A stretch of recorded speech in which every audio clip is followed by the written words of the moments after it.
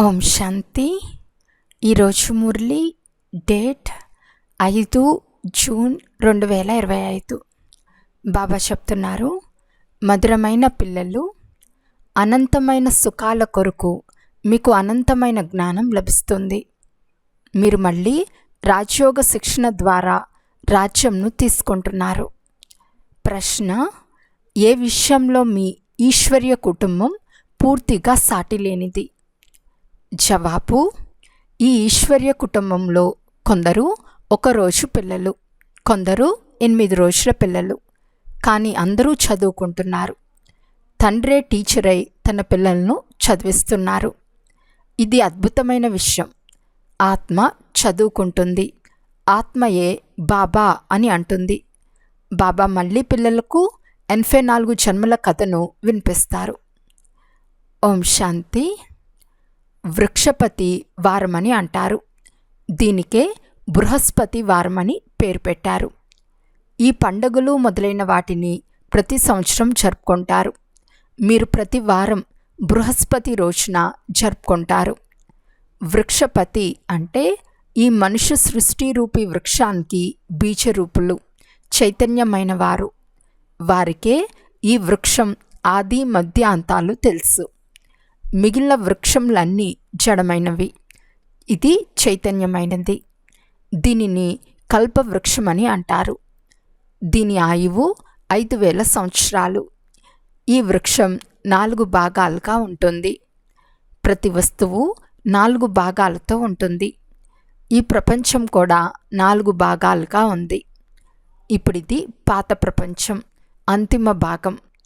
ప్రపంచం ఎంత పెద్దది! ఈ జ్ఞానం ఏ మనిషి మాత్రుల బుద్ధిలోనూ లేదు. ఇది నూతన ప్రపంచం కొరకు నూతన శిక్షణ. నూతన ప్రపంచానికి రాజులుగా అయ్యేందుకు లేక ఆది సనాతన దేవీ దేవతలుగా అయ్యేందుకు శిక్షణ. ఇది కూడా నూతనమైనదే. భాష ఏమో హిందీనే. మరో రాజధాని స్థాపన అయినప్పుడు వారి భాష వేరుగా ఉంటుందని బాబా అర్థం చేయించారు. సత్యుగంలో ఏ భాష ఉంటుందో పిల్లలకు కొద్దిగా తెలుసు. ఇంతకుముందు పిల్లలు ధ్యానంలోకి వెళ్ళి చెప్పేవారు. అక్కడ సంస్కృతం ఏమీ ఉండదు. ఇక్కడ సంస్కృతం ఉంది కదా. ఇక్కడ ఏదైతే ఉందో అది మళ్ళీ అక్కడ ఉండదు. కావున వీరు వృక్షపతి అని పిల్లలకు తెలుసు. వారిని తండ్రి లేక వృక్ష రచయిత అని కూడా అంటారు. వీరు చైతన్య బీజరూపులు. అవన్నీ జడమైనవి. సృష్టి ఆది మధ్యాంతాలను కూడా పిల్లలు తెలుసుకోవాలి కదా. ఈ సమయంలో జ్ఞానం లేనందున మనుషులకు సుఖం లేదు. ఇది అనంతమైన జ్ఞానం. దీని ద్వారా అనంతమైన సుఖం లభిస్తుంది. హద్దులోని జ్ఞానం ద్వారా కాకిరెట్టకు సమానమైన సుఖం లభిస్తుంది. ఇప్పుడు బేహద్ సుఖం కొరకు మళ్ళీ పురుషార్థం చేస్తున్నామని పిల్లలైన మీకు తెలుసు. మళ్ళీ అనే పదం మీరు మాత్రమే వింటారు. మీరే మళ్ళీ మనుషుల నుండి దేవతలుగా అయ్యేందుకు ఈ రాజయోగ శిక్షణను పొందుతున్నారు. జ్ఞానసాగరులైన తండ్రి నిరాకారులని మీకు తెలుసు. పిల్లలైన ఆత్మలు కూడా నిరాకారులే. కానీ అందరికీ తమ తమ శరీరాలున్నాయి. దీనిని అలౌకిక జన్మ అని అంటారు. ఇతర ఏ మనుషులు ఇలాంటి జన్మ తీసుకోలేరు. వీరు జన్మ తీసుకున్న విధంగా ఎవ్వరూ తీసుకోలేరు. ఇతని వానప్రస్థ స్థితిలో ప్రవేశం చేస్తారు. ఆత్మలకు సన్ముఖంలో కూర్చుని అర్థం చేయిస్తున్నారు. వేరెవ్వరూ ఆత్మలను పిల్లలు అని అనలేరు. ఏ ధర్మం వారికైనా శివబాబా ఆత్మలమైన మన తండ్రి అని తెలుసు. వారు తప్పకుండా పిల్లలు అని పిలుస్తారు. ఏ మనుష్యాత్మను కూడా ఈశ్వరుడు అని చెప్పలేరు. బాబా అని పిలవలేరు. గాంధీని కూడా బాపు అని అనేవారు. మున్సిపాలిటీ, మేయర్, కార్పొరేషన్ కూడా ఫాదర్ అని అంటారు. కానీ ఆ తండ్రులంతా దేహదారులు. మన ఆత్మల తండ్రి మనల్ని చదివిస్తున్నారని మీకు తెలుసు. బాబా పదే చెప్తున్నారు, మిమ్మల్ని మీరు ఆత్మగా భావించండి. ఆ తండ్రి వచ్చి ఆత్మల్ని చదివిస్తారు. ఇది ఈశ్వర్య పరివారం. తండ్రికి ఇంతమంది పిల్లలున్నారు. బాబా, మేము మీ వారమని మీరు కూడా అంటారు. మీరు పిల్లలైపోయారు. బాబా, నేను 1 రోజు బిడ్డను, 8 రోజుల బిడ్డను, నెల బిడ్డను అని చెప్తారు. మొదట తప్పకుండా చిన్నగానే ఉంటారు. భలే 2-4 రోజుల బిడ్డ అయినా కర్మేంద్రియాలు పెద్దగా ఉన్నాయి కదా. కావున పెద్ద పిల్లలందరికీ చదువు కావాలి. ఎవరు వచ్చినా అందరినీ తండ్రి చదివిస్తారు. మీరు కూడా చదువుకుంటారు. బాబా పిల్లలైన తర్వాత మీరు 84 జన్మలు ఎలా తీసుకున్నారో తండ్రి అర్థం చేయిస్తారు. తండ్రి చెప్తారు, నేను కూడా అనేక జన్మల అంతిమంలో ఇతనిలో ప్రవేశించి చదివిస్తాను. ఇక్కడ మనం అత్యంత పెద్ద టీచర్ వద్దకు వచ్చామని పిల్లలకు తెలుసు. వీరి నుండే ఈ టీచర్లు వెలువడ్డారు. వారిని మార్గదర్శకులు అని అంటారు. వారు కూడా అందరినీ చదివిస్తూ ఉంటారు. ఎవరెవరు తెలుసుకుంటూ ఉంటారో వారు చదివిస్తూ ఉంటారు. మొట్టమొదట 2 తండ్రులున్నారని అర్థం చేయించాలి. ఒకరు లౌకిక తండ్రి, మరొకరు పారలౌకిక తండ్రి. పారలౌకిక తండ్రే కదా పెద్దవారు. వారిని భగవంతుడు అని అంటారు.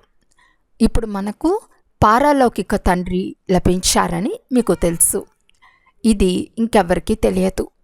నెమ్మదిగా తెలుసుకుంటారు. ఆత్మలైన మనల్ని తండ్రి చదివిస్తున్నారని పిల్లలైన మీకు తెలుసు. ఆత్మలైన మనమే ఒక శరీరాన్ని వదిలి మరొకటి తీసుకుంటాము. సర్వశ్రేష్టమైన దేవతలుగా అవుతారు. సర్వశ్రేష్ఠులుగా అయ్యేందుకే వచ్చారు. కొంతమంది పిల్లలు నడుస్తూ సర్వశ్రేష్టమైన చదువును వదిలేస్తారు. ఏదో ఒక విషయంలో సంశయం వచ్చేస్తుంది, లేక మాయవి తుఫాన్లను సహనం చేయలేకపోతారు. కామం మహాశత్రువుతో ఓడిపోతారు. ఈ కారణాల వల్ల చదువును వదిలేస్తారు. కామం మహాశత్రువు అనే పిల్లలు చాలా సహించవలసి వస్తుంది. బాబా మమ్మల్ని అపవిత్రంగా అవ్వకుండా రక్షించండి అని కల్పకల్పం అబలలు మాతలైన మీరు పిలుస్తూ ఉంటారు. బాబా చెప్తున్నారు, స్మృతి చేయటం తప్ప వేరే మార్గం లేదు. స్మృతి ద్వారానే శక్తి లభిస్తుంది. శక్తివంతమైన మాయ శక్తి తగ్గిపోతూ వస్తుంది. తర్వాత మీరు విడుదలైపోతారు. ఇలా అనేక మంది బంధనాల నుండి విడుదలై వస్తారు.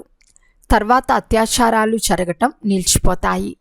మళ్ళీ వచ్చి శివబాబాతో బ్రహ్మ ద్వారా మాట్లాడతారు. ఇది కూడా అలవాటైపోవాలి. మేము శివబాబా వద్దకు వెళ్తున్నాము. వారు ఈ బ్రహ్మతనువులో వస్తారు. మేము శివబాబా ఎదురుగా కూర్చుని ఉన్నామని బుద్ధిలో ఉండాలి. స్మృతి ద్వారానే వికర్మలు వినాశనం అవుతాయి. స్వయాన్ని ఆత్మగా భావించి తండ్రిని స్మృతి చేయాలి. ఇదే శిక్షణ లభిస్తుంది.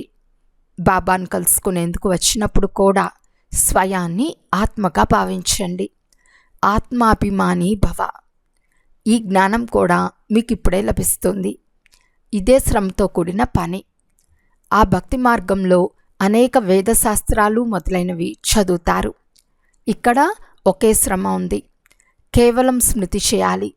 ఇది చాలా సహజంలో సహజం, అలాగే కష్టంలో కష్టమైనది. తండ్రిని స్మృతి చేయటం కంటే సహజమైన విషయం మరొకటి లేదు. కొడుకు పుట్టగానే నోటి నుండి నానా నానా అని వెలువడుతూ ఉంటుంది. ఆడబిడ్డ నోటి నుండి అమ్మ అమ్మ అని వెలువడుతుంది. ఆత్మ స్త్రీ శరీరాన్ని ధరించింది. ఆడపిల్లలు తల్లి వద్దకే వెళ్తూ ఉంటారు. మగపిల్లలు తరచుగా తండ్రినే స్మృతి చేస్తారు. ఎందుకంటే తండ్రి నుండి వారసత్వం లభిస్తుంది. ఇప్పుడు ఆత్మలైన మీరందరూ పిల్లలే. మీకు తండ్రి నుండి వారసత్వం లభిస్తుంది. స్మృతి చేయటం ద్వారా తండ్రి నుండి ఆస్తి లభిస్తుంది. దేహాభిమానులుగా ఉంటే వారసత్వం పొందటం కష్టమవుతుంది. తండ్రి చెప్తున్నారు, నేను పిల్లల్నే చదివిస్తాను. పిల్లలైన మనల్ని తండ్రి చదివిస్తున్నారని మీకు కూడా తెలుసు.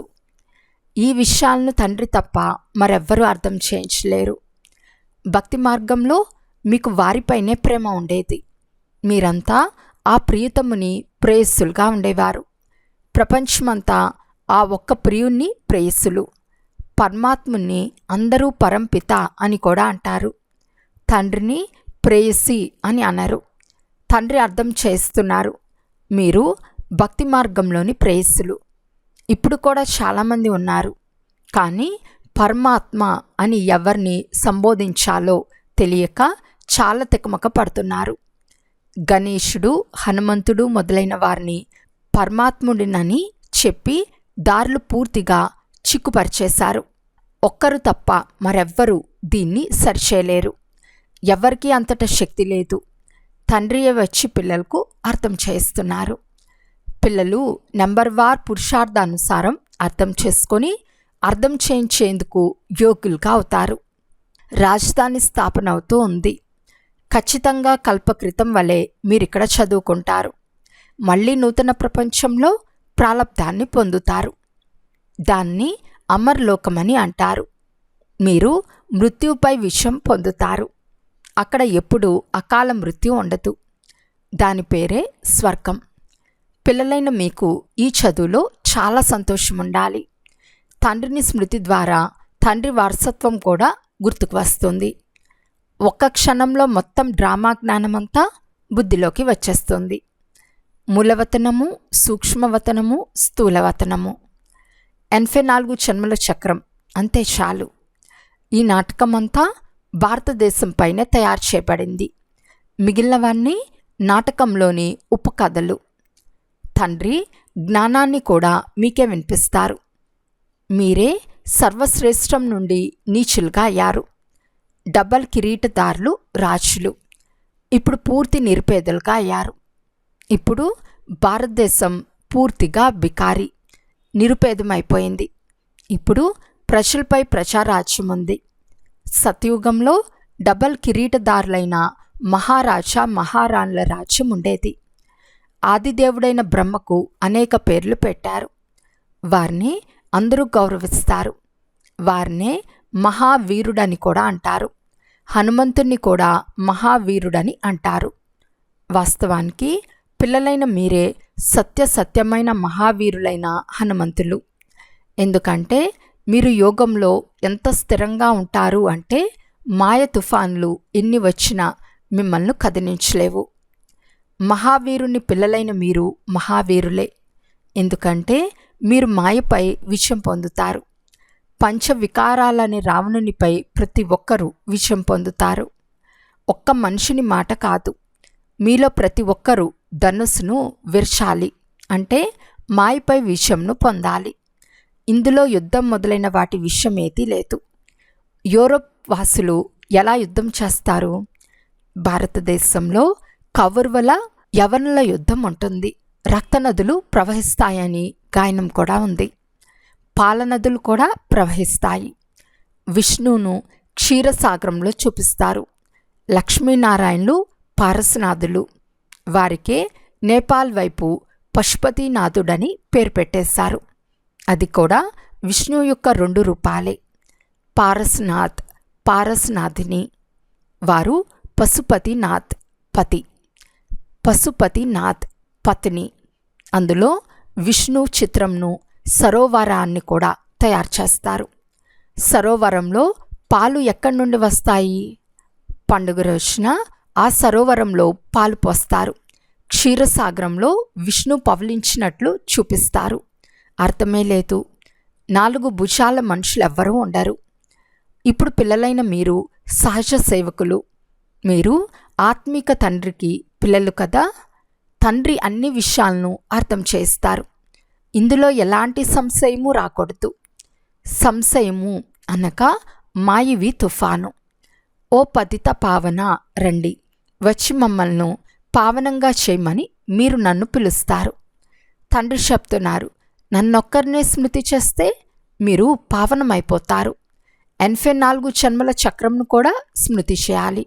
తండ్రిని పతిత పావనులు, జ్ఞానసాగర్లు అని అంటారు. 2 మహిమలు. ఒకటి పతితులను పావనంగా చేస్తారు. రెండవది 84 జన్మల చక్ర జ్ఞానంను కూడా వినిపిస్తారు. ఈ 84 జన్మల చక్రం నడుస్తూనే ఉంటుంది. దీనికి అంతిమం లేదు. ఇది కూడా మీరు నెంబర్ వార్ పురుషార్థానుసారంగా అర్థం చేసుకున్నారు. తండ్రి ఎంత మధురమైన వారు, వారిని పతులకు పతి అని కూడా అంటారు. తండ్రి కూడా వారే. ఇప్పుడు తండ్రి చెప్తున్నారు, నా ద్వారా పిల్లలైన మీకు చాలా గొప్ప వారసత్వం లభిస్తుంది. కానీ ఇటువంటి తండ్రినైన నాకు కూడా విడాకులు ఇచ్చేస్తారు. ఇది కూడా డ్రామాలో రచింపబడి ఉంది. చదువునే వదిలేస్తారు అంటే విడాకులు ఇచ్చేస్తారు. ఎంత బుద్ధిహీనత! ఎవరైతే తెలివైన పిల్లలుంటారో వారు సహజంగానే అన్ని విషయాలు అర్థం చేసుకుని ఇతరులను చదివించడం ప్రారంభిస్తారు. ఆ చదువు ద్వారా ఏం లభిస్తుందో, ఈ చదువు ద్వారా ఏం లభిస్తుందో, ఏ చదువు చదవాలో వారు వెంటనే నిర్ణయం తీసుకుంటారు. బాబా పిల్లలను ఏ చదువు చదవాలని అడుగుతున్నారు. పిల్లలు ఈ చదువు చాలా మంచిదని తెలుసుకున్నారు కూడా. అయినా ఏం చేసేది? లౌకిక చదువును చదవకపోతే బంధువులంతా కోపగించుకుంటారని అంటారు. బాబా చెప్తున్నారు, రోజు రోజుకు సమయం తగ్గిపోతూ ఉంటుంది. ఇంత చదువును చదవలేరు. చాలా వేగంగా ఏర్పాట్లు జరుగుతున్నాయి. అన్ని రకాల ఏర్పాట్లు జరుగుతాయి కదా. రోజు రోజుకు పరస్పరంలో శత్రుత్వం పెరుగుతూ పోతుంది. తక్షణమే సర్వులను సర్వనాశనం చేయగలిగే వస్తువులను తయారు చేశారు. డ్రామా ప్లాన్ అనుసారం ఇప్పుడే యుద్ధం జరగదని పిల్లలైన మీకు తెలుసు. రాజధాని స్థాపన అవ్వాలి. అంతవరకు మనం కూడా ఏర్పాట్లు చేసుకుంటున్నాము. వీరు కూడా తయారు చేస్తూ ఉంటారు. అంతిమంలో మీ ప్రభావం చాలా వెలువడుతుంది. ఓహో ప్రభు, నీ లీలా అని మహిమ కూడా చేయబడుతుంది. అది ఈ సమయంలోని గాయనమే. మీ స్థితి పద్ధతులు భిన్నమైనవి. మహిమ కూడా ఉంది. ఆత్మలందరి పాత్ర భిన్నమే. ఇప్పుడు నన్నొక్కరినే స్మృతి చేస్తే మీ వికర్మలు వినాశనమవుతాయని తండ్రి శ్రీమతంను ఇస్తున్నారు. శ్రీమతం ఎక్కడా? మనుషుల మతం ఎక్కడా? విశ్వంలో శాంతిని పరంపిత పరమాత్మ తప్ప మరెవ్వరూ స్థాపన చేయలేరని మీకు తెలుసు. 100% పవిత్రత. సుఖశాంతులను 5000 సంవత్సరాల క్రితం వలె డ్రామా అనుసారం స్థాపన చేస్తున్నారు. ఎలాగో వచ్చి తెలుసుకోండి. పిల్లలైన మీరు కూడా సహాయకులుగా అవుతారు. ఎవరైతే చాలా సహాయం చేస్తారో వారు విజయమాలలోని మనులుగా అవుతారు. పిల్లలైన మీ పేర్లు కూడా చాలా రమణీయకమైనవి. ఆ పేర్లు పట్టీని ఆల్బంలో పెట్టాలి. మీరు బట్టీలో ఉండేవారు. ఇల్లు వాకిళ్ళు వదిలి వచ్చి తండ్రి వారిగా అయ్యారు. నేరుగా బట్టీలోకి వచ్చి పడ్డారు. ఎటువంటి పక్కా బట్టీ ఉండేది అంటే ఎవ్వరినీ లోపలకు అనుమతించేవారు కాదు. తండ్రివారిగా అయిన తర్వాత పేర్లు తప్పకుండా ఉండాలి. సర్వస్వాన్ని సమర్పించేశారు కనుకనే పేర్లు పెట్టేశారు. తండ్రి అందరికీ పేర్లు పెట్టారు. అద్భుతం కదా. అచ్చా, మధురాతి మధురమైన అపురూపమైన పిల్లలకు మాతాపిత బాప్దాదాల ప్రియ స్మృతులు మరియు గుడ్ మార్నింగ్. ఆత్మిక పిల్లలకు ఆత్మిక తండ్రి నమస్తే. ఆత్మిక తండ్రికి ఆత్మిక పిల్లల యొక్క ప్రియ స్మృతులు మరియు నమస్తే నమస్తే నమస్తే. ధారణ కొరకు ముఖ్య సారము. ఫస్ట్ పాయింట్, ఏ విషయంలోనూ సంశయ బుద్ధిగా అవరాదు. మాయ తుఫాన్లను మహావీరులుగా అయి దాటుకోవాలి. మాయా తుఫాన్లు కదిలించలేని విధంగా యోగంలో ఉండాలి. సెకండ్ పాయింట్, వివేకవంతులై మీ జీవితాన్ని ఈశ్వర్య సేవలో ఉపయోగించాలి. సత్యమైన ఆత్మిక సమాజ సేవకులుగా అవ్వాలి. ఆత్మిక చదువును చదవాలి, చదివించాలి. వరదానము. అహంభావం మరియు వహంభావం అంటే భ్రమను సమాప్తం చేసి దయాహృదయులుగా అయ్యే విశ్వ కళ్యాణకారి భవ. ఎటువంటి అవగుణం కలిగినా, కఠిన సంస్కారం కలిగినా, తక్కువ బుద్ధి కలిగినా, సదా గ్లాని చేసే ఆత్మగా ఉన్నప్పటికీ ఎవరైతే దయాహృదయం గల విశ్వ కళ్యాణకారి పిల్లలుగా ఉంటారో వారు సర్వ ఆత్మల పట్ల లాఫుల్తో పాటు లవ్ఫుల్గా కూడా ఉంటారు. వీరైతే ఎప్పుడూ మారరు. వీరు ఇలాంటి వారే అనే వహంలోకి అంటే భ్రమలోకి రారు. లేక వీరు ఏ పని చేయలేరు నేనే అంతా చేస్తాను, వీరు ఏమీ చేయరు అనే అహంలోకి రారు. ఇటువంటి అహాన్ని మరియు భ్రమను వదలాలి. వారిలోని బలహీనతలు లేక చెడులు తెలుసుకోడా క్షమించే దయాహృదయం గల పిల్లలే విశ్వ కళ్యాణం యొక్క సేవలో సఫలమవుతారు. స్లోగన్: ఎక్కడైతే బ్రాహ్మణుల తనవు మనసు ధనముల సహయోగం ఉందో అక్కడ సఫలత తోడుగా ఉంటుంది. అవ్యక్త సూచన: ఆత్మిక స్థితిలో ఉండే అభ్యాసం చేయండి, అంతర్ముఖులుగా అవ్వండి. ఆత్మలు ఎప్పుడైతే తమ ఆత్మిక స్వరూపాన్ని అనుభవం చేస్తారో అప్పుడు వారు తండ్రి వైపు ఆకర్షితులై అహో ప్రభు అనే పాట పాడతారు. అంతేకాక దేహభావం నుండి సహజంగా అర్పణైపోతారు. అహో నా భాగ్యం అని ఈ భాగ్యాన్ని అనుభూతి చేస్తున్నందున దేహము మరియు దేహ సంబంధాల స్మృతిని త్యాగం చేసేస్తారు. అచ్చా, ఓం శాంతి.